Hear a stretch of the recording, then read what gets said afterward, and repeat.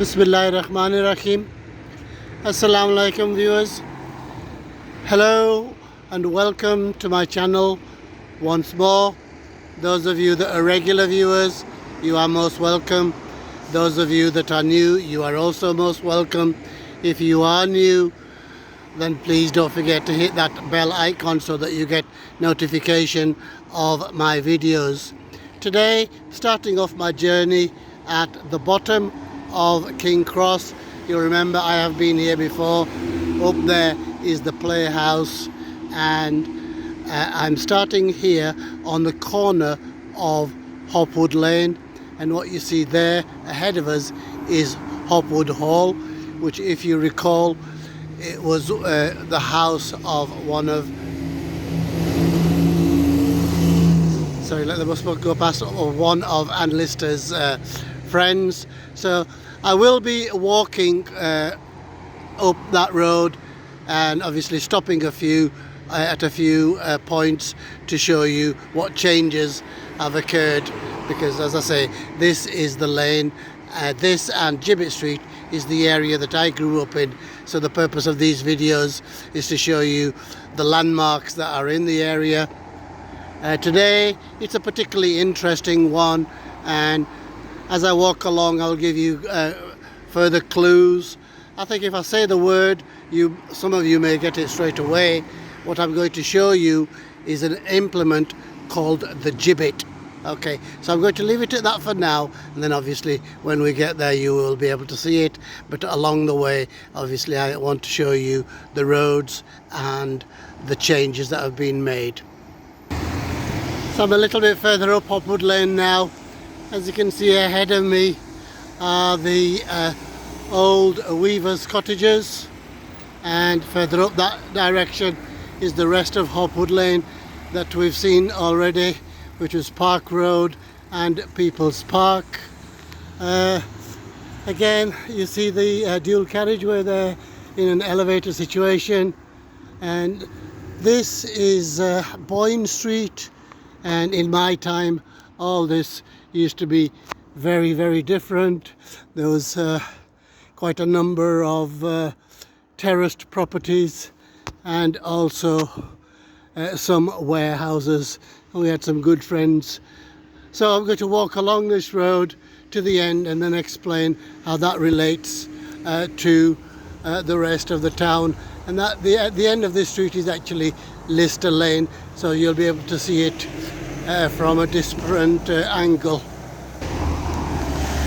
Coming to the end of this road, just I wanted to point out that we have a number of modern churches, as I would call them. This one's a Jehovah's Witnesses church, and that one there I think is a Mormon church. I'm not really sure, but I've been coming to the end of this street, which is called Boyne Street, and these of course called Brunswick Gardens. So I'm now at the end of Boyne Street and Brunswick Gardens, and what you notice here, I don't know whether you can read that sign, this is the final part of Lister Lane, and Lister Lane actually starts in town down there. You recall that at the bottom there was a space where there used to be a rather large ugly car park, and that was a blot on the landscape. And once again in the background you can see our iconic Beacon Hill. So I am going to go further up this way because I love showing you the dual carriageway and the way it relates. So this is Lister Lane, and of course in my time it used to extend right up to the points that I've shown you.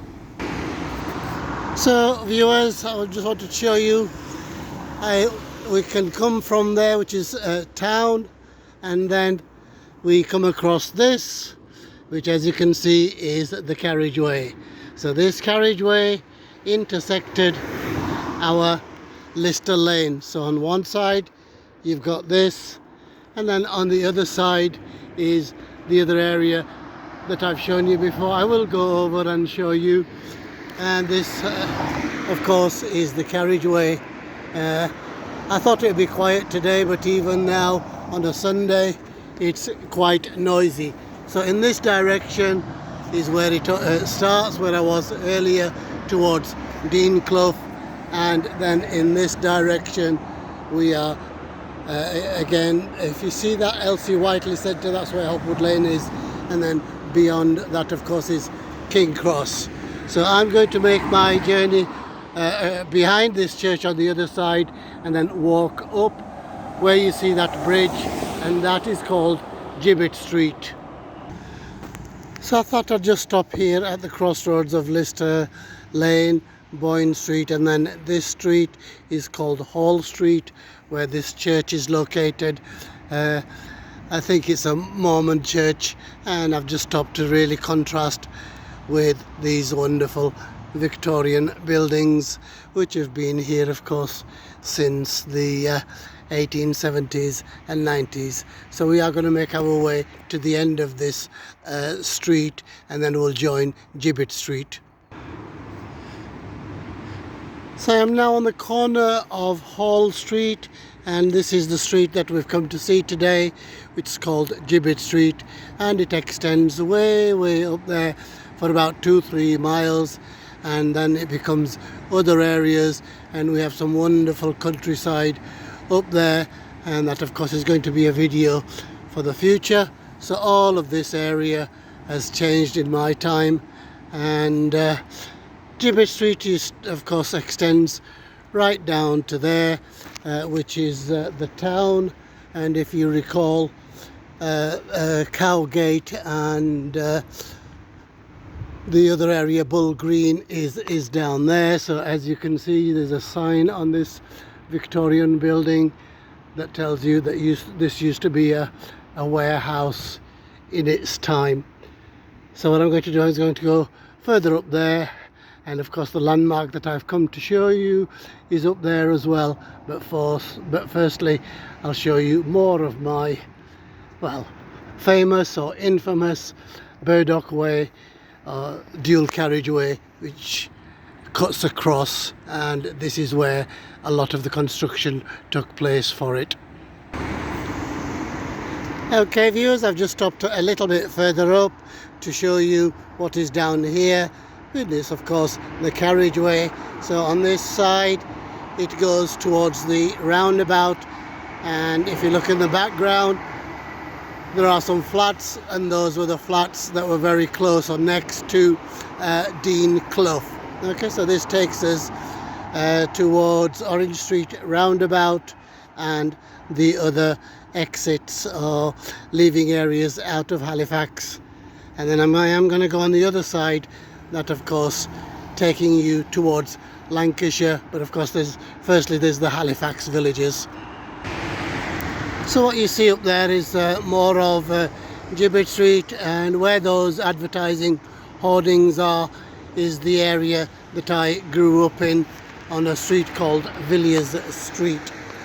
So just wanted to show you this side again. So this is the carriageway that takes us towards King Cross, People's Park, and then the other villages. So, you know, between 1969 and 1971, this was, you know, enormous building site with lots of excavation, and I think so they had to actually gelignite some of it. Okay, so I am trying to hide the thing that I'm wanting to show you. It will be revealed eventually, but before I do that I'll show you some of the other buildings that are around here. I've just stopped on here to show you this building. It is quite iconic. It looks ordinary now, but at one time it used to be the main fire station, and it used to extend a little bit further that way, but that's as big as it was, I'm afraid, in our time. Nowadays it's used as a social club. So just panning on this side a little bit more, as I've said, this is Gibbet Street, and I just want to point out these houses, just as the Crossleys made some almshouses, and they can be described as Church of England really. And then we have this church here, which is called St Mary's Church. I'm going to go further up and show you a better view. This is a Catholic church, and they built these, I would call them almshouses, but they have a different name. I'm not really sure. Perhaps it is almshouses, but certainly what you see in them is they are rented by elderly folk, and then of course they are looked after as well.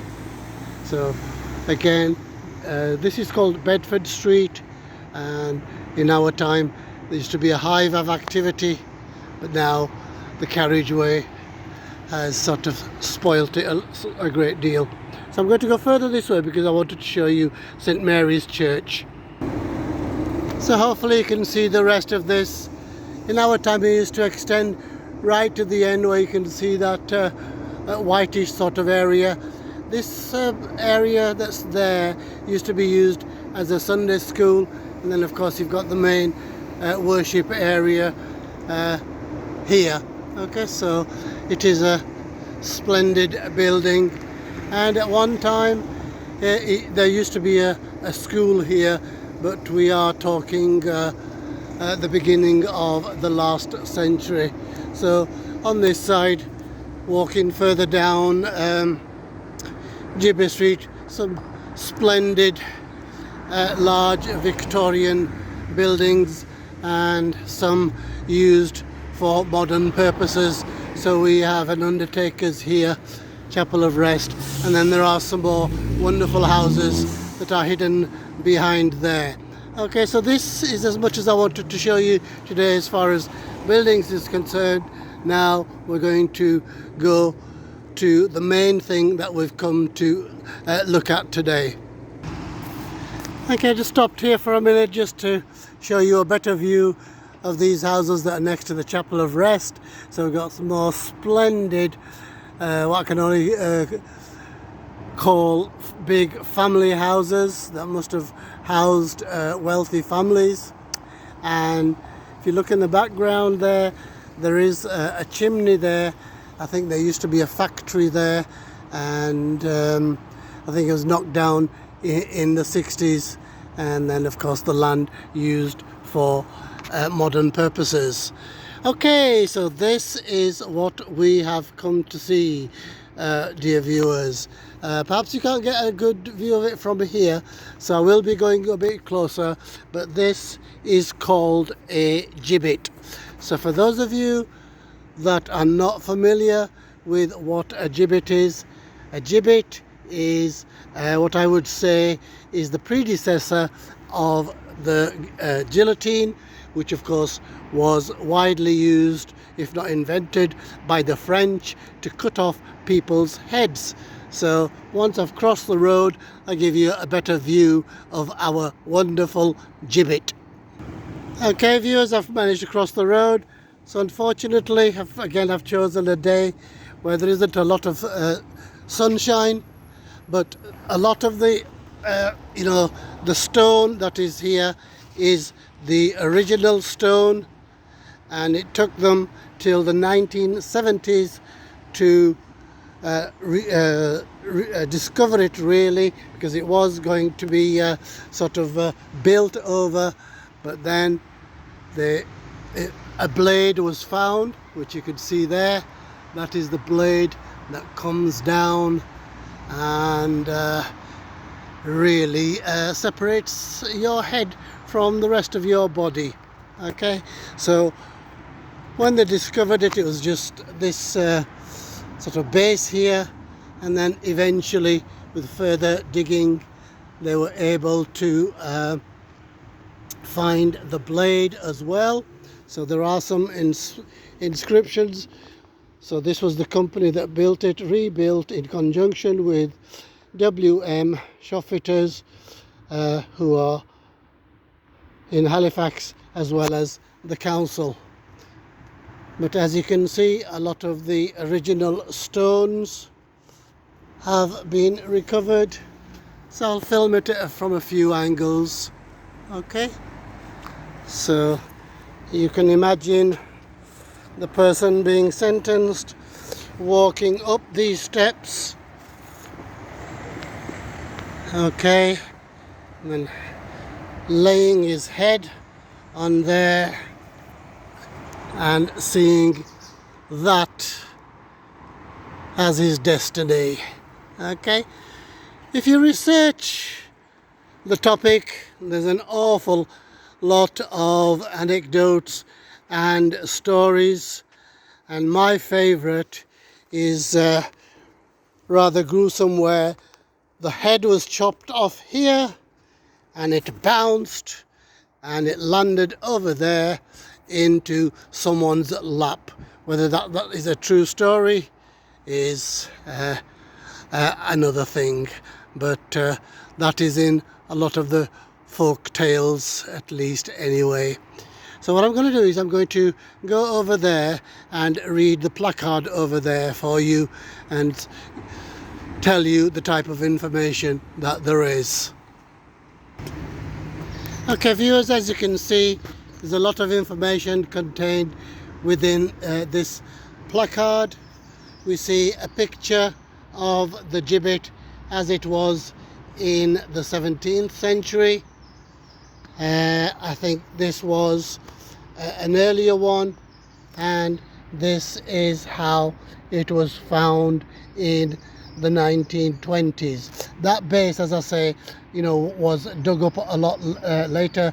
So there's a building there, and as you can see, there is a building still there, no doubt a very different one, because I can't see the same windows. Okay, so there are other stories behind it as well. So we are located in this area, and there are legends that many people try to escape, and if they escaped into that area over there, then they were regarded as free men.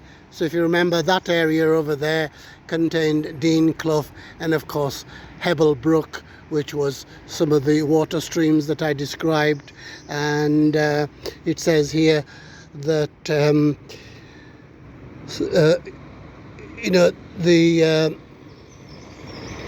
pubs, there's a number of pubs that have been named after those events, such as the Running Man. So then further down we have records of people that have been executed, so all sorts of names. So if you are a genealogist, and then there are some names here that may mean something to you. So we have names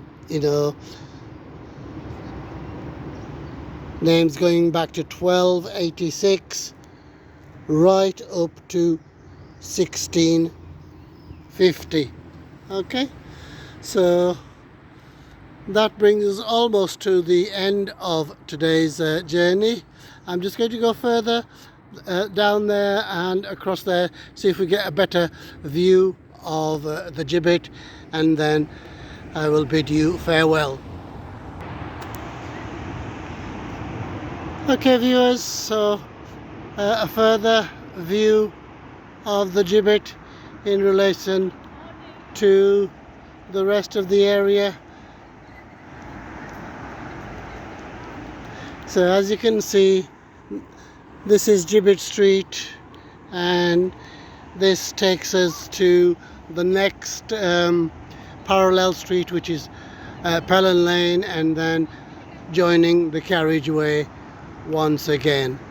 So I'll leave you with the final shots of the gibbet, and until the next time, please look after yourselves, look after others, stay safe,